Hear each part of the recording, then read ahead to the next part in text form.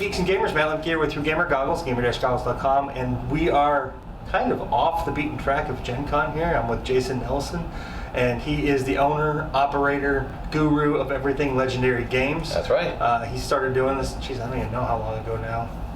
3, 4, 5, 6, I started 7? freelancing in 2002, so it's at 14 years ago. Yeah, but how? But Legendary Games was founded in 2011, That's correct. and then I took over running it in the spring and summer of 2012. Oh, so you didn't actually start Legendary Games? No, Legendary Games started out as kind of a team-up idea that was sort of birthed into existence by Clark Peterson from Necromancer Games. And it actually had its birth back when 4th edition was coming out.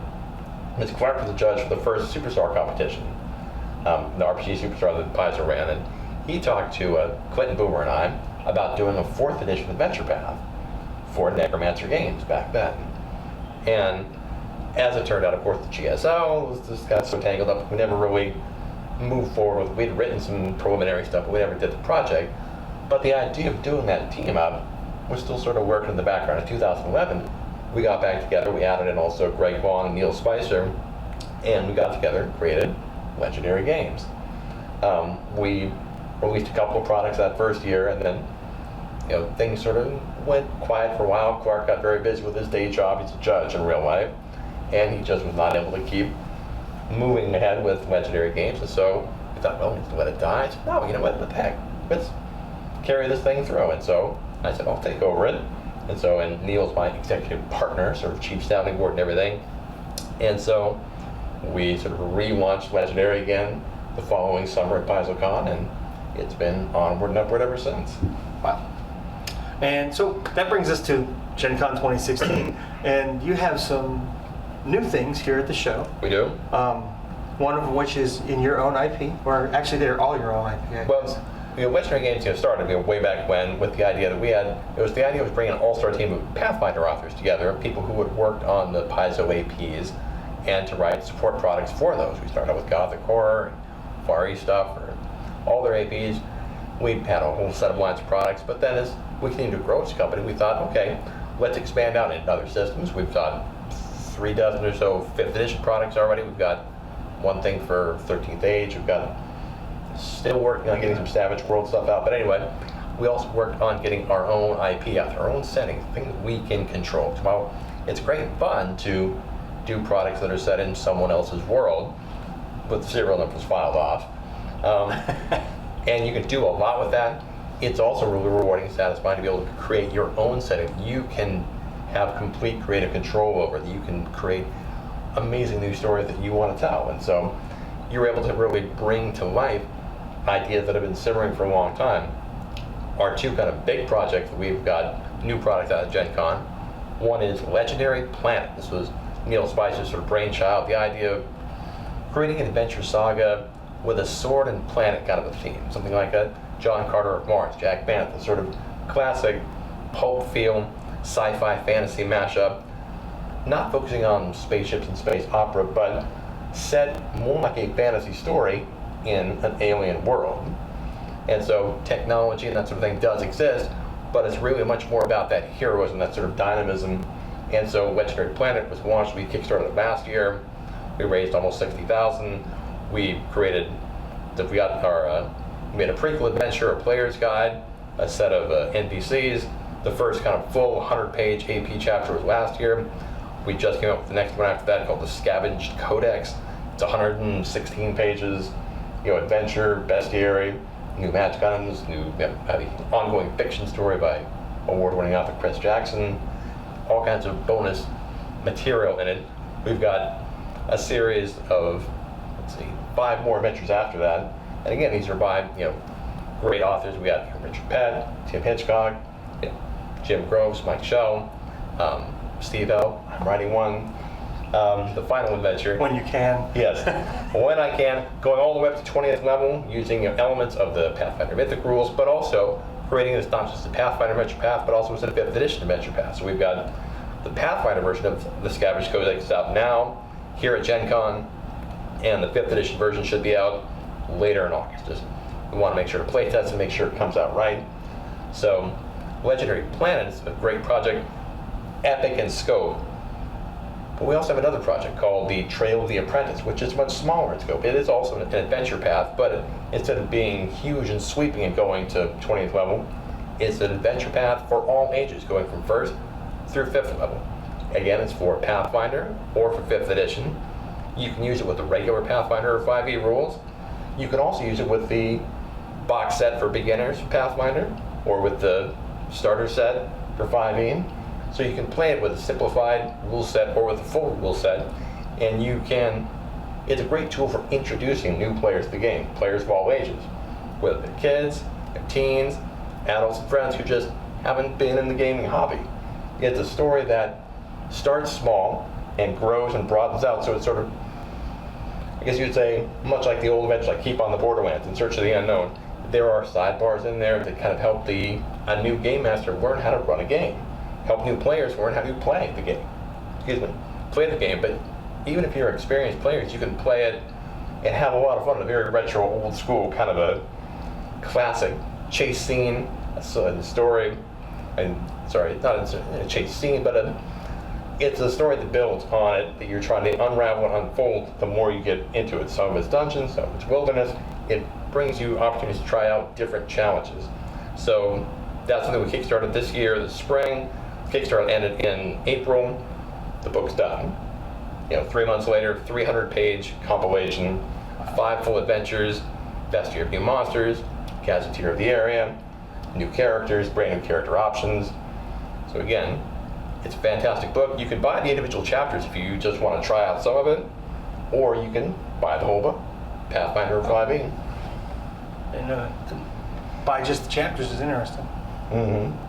And we also have a sort of a companion adventure, which is called Into the Feywild. It's the first level, introductory beginner adventure. And you could play it instead of the same world as the Trail of the Apprentice saga, which is the Bandits' Cave, the King's Curse, the Thieves' Den, the Oracle's Test, and the Wizard's Dungeon.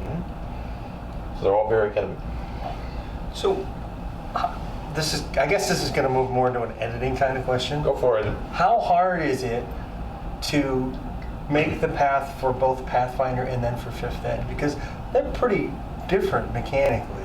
They are different mechanically. They're not necessarily different thematically. They're different in kind of rules structure.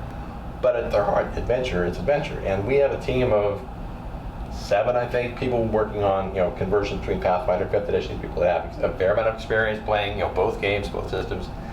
And they're not just doing it by themselves. So we have, basically, we get the initial manuscript in, 5th edition team goes to work on it, one person takes the lead on it. Once they've got it done, they send it back out to the other guys. They get 1 or 2 of the other people's feedback on it, take it back, revise it. So figuring out how to make sure the mechanics work, and sometimes that requires tweaking some things. Sometimes it requires changing out the monsters or the particular traps or challenges to make sure that the mechanical elements of it work just as well. That's one of the reasons why, to go back to Legendary Planet, Scavenge Codex, Pathfinder version is done. The 5th edition version is not, because we want to make sure that it has been fully play tested. The first kind of go through of it made us think, there's some things we need to tweak on this to make the 5th edition version work the way we want it to work. So it's not just saying, hey, here's another version. It's really working with both of them, to make sure that anybody picking it up and playing it in either system will be able to have a great experience with it. Now, I'm not an expert on both systems. That's why I'm That's the why CEO. I was asking. And I find other people who are experts on that to handle that part of it for me. Yeah, so that's just one of those things. Because, I play both, and I'm like, well, wait a minute. It would be really rough for me alone to be able to do that, to write an adventure and then convert it to 5th Ed. Yeah, and I think. Well, that's one of the things that you need to learn when you kind of start putting on the publisher hat is you may be the owner of the company, but you can't and shouldn't try to do everything at the company. You need to find people who have great skills, maximize those skills, leverage those skills to the advantage of everybody. Because everybody together is going to know more than any one person can possibly know. Find people that are passionate about projects, find things, working on things that they're interested in doing, and this kind of been part of the Legendary credo from the beginning. Is we don't necessarily set out these long assignment lists. Here, I need 10 of these and 5 of those. I talk to people whose work I know, and I say, is this somebody I'm interested in working with? I talk to other people that I trust who have worked with them, and we invite them. Say, hey, you want to work on something for Legendary? So I get a recommendation from somebody. Oh, you should really work with this person here. I'll talk to them, describe how it is that we do what we do, and say, is this something you're interested in doing? And if they are, then great. Then they're on the team. They work. They do things they're excited about doing. You talented people working on stuff they're excited about doing. That's where you get to combine passion, energy, and talent to make terrific products. And that's what he does. That's what we do. He started off writing, and now he pretty much edits. That's how you make your game legendary. That's right. So you take submissions. Do you have guidelines up, or do you do like an open call kind of thing? Well, we don't really take submissions. Mostly. We don't really have open guidelines because, as I said, we kind of invite the people that we know. And if you have a connection to someone who has worked with Legendary games before and who can give you a recommendation for what your work is like, and sometimes it'll be someone I may meet on a con. There's one guy who I started working with, and I happened to be chatting with Owen Stevens and Russ Brown. Now, Russ has his own company, Rusted Iron Games, and so I had seen his product. I was not super familiar with him, but they were chatting together, and Russ expressed an interest in maybe working with Legendary. So I said, hey, Owen, because I know that Russ had just worked on a Paizo project with him. So give me a scoop. And so he said, Russ, turn around. So Russ turned around, Owen gave me a big thumbs up, and he kind of emailed me later on, and I said, okay, that's the kind of recommendation I need to see. Robert Brooks, who's Owen's a good recommendation. Yeah, who's working on the Euthera setting. Robert has done work with Legendary before, and he's really enjoyed working with us. He had one of his freelancers, Warren Seek, that he had been very happy with her work. He said, oh, there's somebody you really got to talk to. So I started chatting with Warren, and we found a project to work on. It just recently came out. It's Mythic Monsters China. She worked on it with Jeff Leaves and working with us. We've produced tons of stuff for the Mythic rules for Pathfinder, including 3 enormous hardbacks, 288, 304, and 336 pages. That was a Kickstarter we did 2 years ago. That one raised over 70,000, and we worked on that one with Cobalt Press, Rogue Genius, and Dreamscar Press to basically bring the Mythic rules to a much wider section of the Pathfinder verse than they were before, and to address some of the issues with the Mythic rules as well. Okay. So in those 3 hardbacks, which you can come and pick up at our booth 2927 at Gen Con, and in fact, if you buy all 3, you get them 25% off. And it might be up tonight, so it might work. Can't hurt. But anyway, the 2,000 mythic spells for 1,000 mythic feats, mythic class abilities, 220 some odd mythic monsters, mythic monster abilities, mythic psionics, mythic traps, curses, so on and so forth. If you are interested in that idea of the mythic rules, and there are some people who didn't like them because of the presentation, and because, face it, some of the rules were fundamentally broken. I like the idea. I haven't picked up the first book yet, but I got the second book. It's a great system that you can use as little or as much as you like. And I thought the genius part of it is that you can be used also temporarily. And it's also something that can be a great GM's toolbox to use behind the screen, whether you're playing a mythic campaign or not. Mythic monsters are fantastic to use. That's right. They don't need to know that they're mythic. They just need to know, whoa, time out, what was that? Because sometimes in our gameplay, we get a little jaded. I know what that guy does. But also because a lot of the design in the sort of D20 family is legacy design. Things are a certain way in the game because they have more or less always been a certain way. Whereas in creating mythic versions of monsters, it gives you opportunity to delve into the lore of the monster and the idea of the monster and really differentiate things in a way that makes them exciting, dynamic, fun to play at the table. And one of the first Mythic Monsters books we did was Mythic Monsters, Mold, Slimes, and Fungus. This is the third one we did, Mythic Monsters, Oozes. And Bill said, wait, time out, really? Yes, really. Because if you can take the Mythic rules and make oozes and fungus interesting, it's sort of a proof of concept. Now, a white pudding is different from a brown pudding, it's different from a gray ooze, it's different from an ochre jelly, and something besides color. Because each one of them, you devise an interesting shtick for what that creature is all about, why is it like that, and it gives them something that makes them much more fun and interesting to play at the table. Plus, it's a new experience. Right. And certainly you can do that with more dynamic and interesting monsters like dragons and demons and all the classics like that, sure. But even very simple animals, Mythic Monsters, bugs, worms, animals, plants. And Plants are way overlooked in role-playing. Plants, we got a terrific product on that one. And one of the things we've done recently with the Mythic Monsters is also deal with mythological monsters. I mentioned Mythic Monsters China that we just came out with. We've been focusing on real-world mythologies. We did Mythic Monsters Egypt, Norse, and Mesoamerica, and China just came out. We have Slavic and Greek in process now, and also North American monsters. And so delving into monsters from these very interesting and rich and robust real-world mythologies that have been touched on and brought into kind of the role-playing sphere. And Paizo's done a really nice job of branching out beyond traditional Euro fantasy. But there's only so much room in a traditional published bestiary. And with Mythic Rules and with print on demand and PDF publishing, we have more room to play than a big publisher would. So we're able to really bring to life some of the folkloric abilities and some of the really weirdness that exists with a lot of those monsters and have a lot of fun with them. So if you have ever wanted to just add some interesting oomph to your monsters, check out the Mythic Monster series from Legendary Games. You can get them on the Legendary Games website, which is www.makeyourgamelegendary.com, or on Paizo, on Drive-Thru RPG, the Open Gaming Store. Most of our books are available on Amazon, for that matter. I did not know that. Mm-hmm. I'll take advantage of that. Mm-hmm. So for any of our European customers, sometimes the Amazon shipping might be more to your advantage. True. But Drive-Thru, you can usually get a good deal as well. But okay, so back to editing/publishing. Yes. We talked about this a little bit before. For that person who's attempting to break into the industry, what is your advice for them starting out? Well, some of the advice is kind of boring because you probably heard it before, but the first thing is write something every day. Keep writing it Every day. That's number one. Number two, don't necessarily get fixated on the idea that whatever you're creating needs to be your perfect, fully realized magnum opus. Start small. Start in pieces that you can begin and end. If you are able to find somebody who's in the business and who's able to give you a shot, don't overpromise and underdeliver. Far better the alternative that you take something small, deliver it on time with excellence, make sure to follow whatever the guidelines are that they give you, because at the time that you are working for someone else, you're not just spray painting on your own personal wall. You are fulfilling some request they have made of you. They have hired you to do something. If I go down to the auto mechanic and tell them to change my alternator, I don't necessarily need them to mess with the brakes. Maybe my brakes are fine and maybe they're not. What I need is this right here.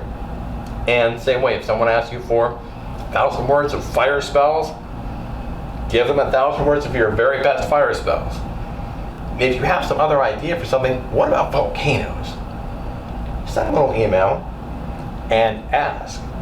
And they might say, sure, that sounds great. They might say, no, here's what we need. Take that.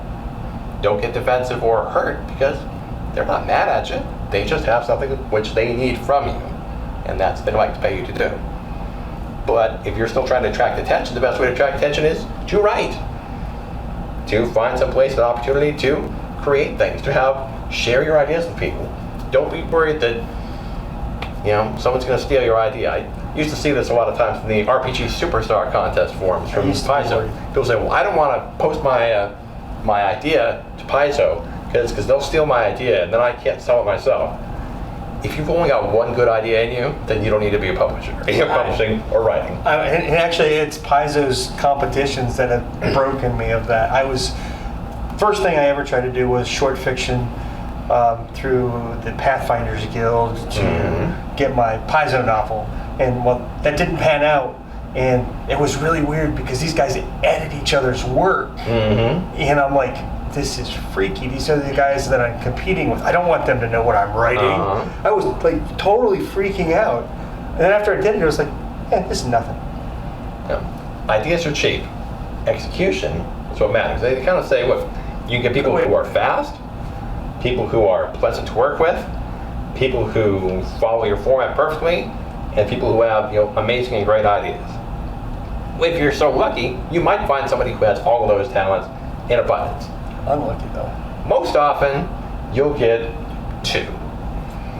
And pleasant to work with, it turns out, that one actually matters more than you might think. Because if you've got great ideas, but you are just a pain in the ass, you're probably not going to get too many opportunities.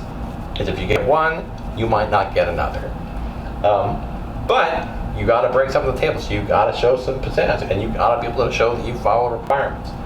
And you can't be late on things. And if you're feeling like you've got a deadline coming, and for whatever reason your cat died and aliens ate your homework and whatever, let whomever you're working with know sooner than not later. Because the one thing that I, as a publisher, cannot deal with is people who, as we call, turtling. They sort of disappear in their shell. Well, if I don't say anything, then they can't be mad at me. No, we can still be mad at you. And that's actually the worst possible thing, because if I don't know if you're not going to do it, then I can't really go and hire somebody else to do it, because you might be going to do it. So if you can or you can't, I can deal with that. Just let me know in time to do something about it. Don't wait until you're way past the deadline and then say, oh, I've only written 20% of that. So, follow directions, turn in stuff on time, communicate. Communication. I'm not disappearing. Keep talking. Communication will solve a world of problems. But whatever that they ask you to do, that's what you need to do. And if you can't get anybody's attention, enter contests. RPG Superstar is a great one, but a lot of fans create contests. And sometimes those fan contests bring attention. Miko Kaiwa did his A Sword for Hire, and they've done some monster contests. Cobalt Press has done their King of the Monsters contest. Missed that one. RPG Superstar has a lot of different challenges in it. Other companies do open calls and contests.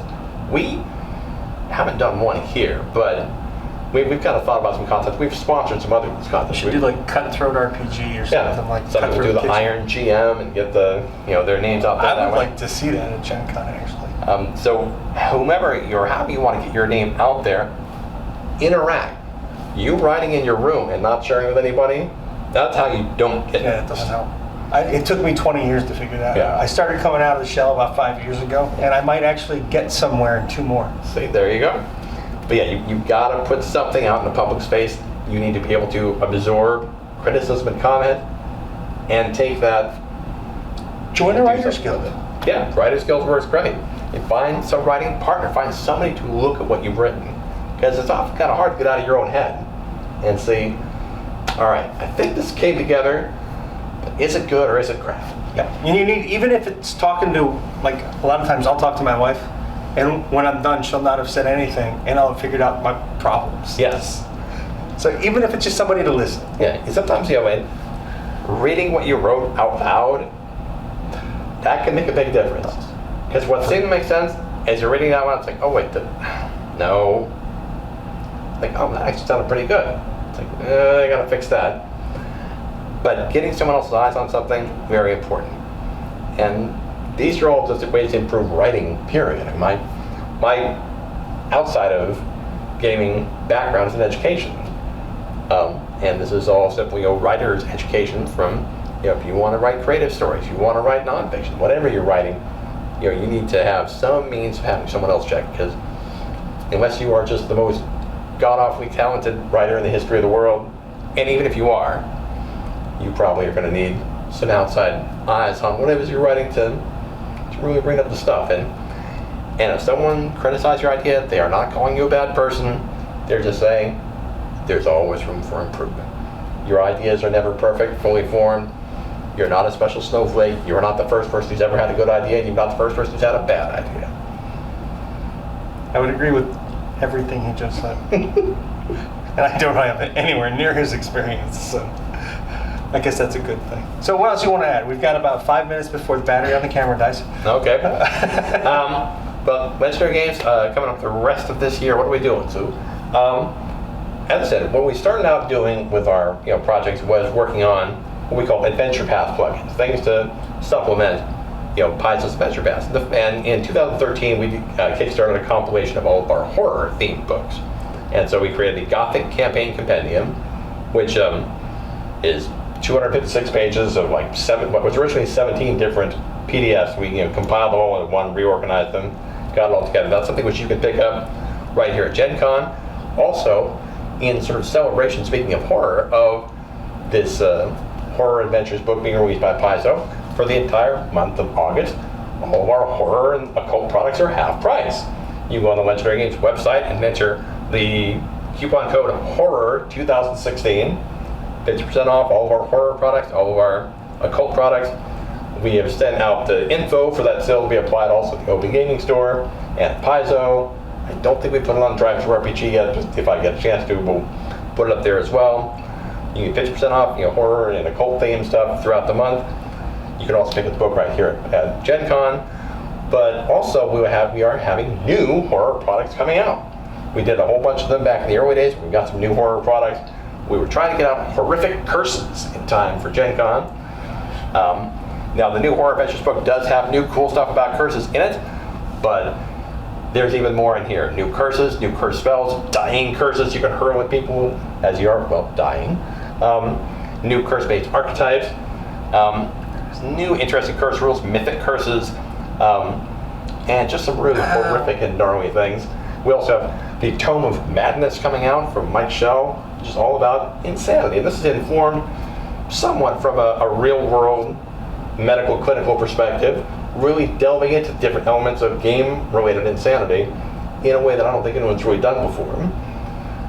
Cool. So those are some things coming out. But also, speaking of those Adventure Path plugins, like I said, we've done that big hardback book for the Gothic horror, but we also have it in mind probably later this fall, possibly after the beginning of the year, not quite sure of the date, but we're going to be running another Kickstarter to be able to do some more of those Adventure Path plugin compilations.